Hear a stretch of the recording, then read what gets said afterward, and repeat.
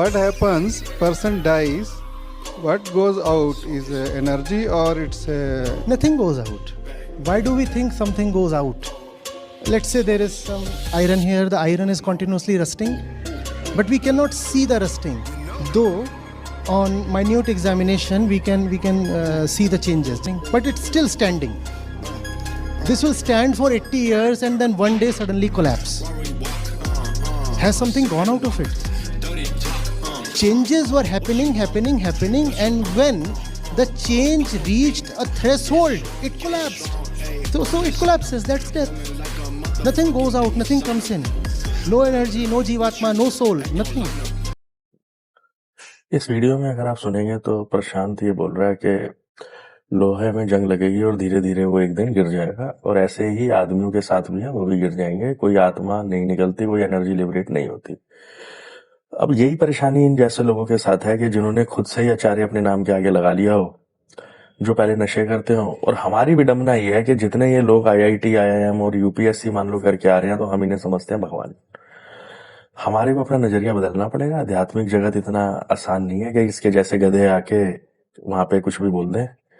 और जो गीता भगवान कृष्ण ने लिखी है, आज तक उसमें कोई कोमा नहीं लगा पाया। सब जो जिन ने पढ़ ली, एक जन्म काफी नहीं है। कमेंट्री थोड़ा, जो हर एक का अपना अनुभव होता है, उस हिसाब से वो अपने अनुभव के हिसाब से इंटरप्रिटेशन कर सकते हैं। पर अगले, मेरा मानना है, अगले मुझे ऐसा लगता है हजारों सालों तक लोग बस यही कर पाएंगे ना, उसमें एक कोमा भी नहीं लगा पाएंगे।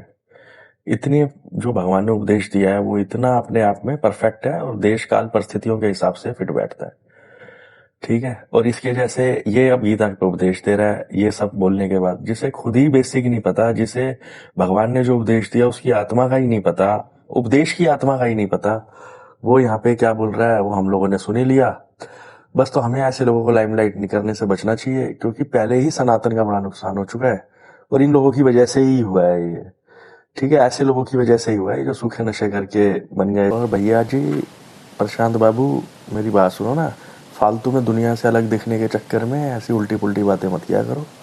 आपका जो अपना अनुभव है, अगर आपने गीता पढ़ी है तो वो बताओ ना। ये नहीं कि एक लाइन हमें आगे डालनी है, ठीक है, वो आप जिंदगी में नहीं डाल पाओगे।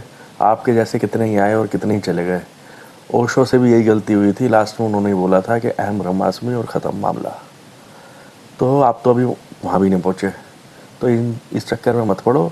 आपसे ये बर्दाश्त नहीं हो रहा आध्यात्मिक जगत में, तो आप अपना नौकरी करो, मौज लो, संसारिक में जाओ, ठीक है। किसी कोई पकड़ने नहीं जा रहा तुम्हारे को वहाँ पे। पर ये सब कहानियाँ मत गाओ यहाँ पे बैठ के, कोई फ़ायदा होने वाला नहीं है, नुकसान ही उठाओगे।